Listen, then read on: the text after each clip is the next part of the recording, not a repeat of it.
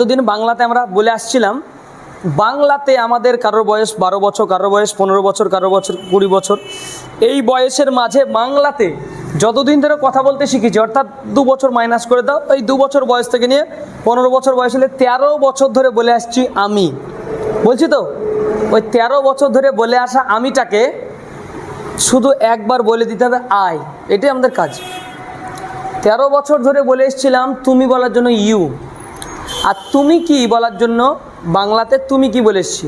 ওই তুমি কি না বলে আর ইউ বলা, কিভাবে হলো, কোত্থেকে হলো, ওসব আমি জানি না, আমার জানার প্রয়োজন না। আমার জানার দরকার যে তুমি কি বলার জন্য আর ইউ বলতে হয়।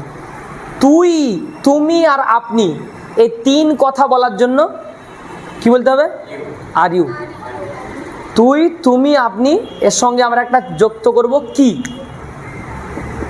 তাহলে আমার হয়ে যাবে কি, 3 কথার উত্তর কি হবে, আর ইউ।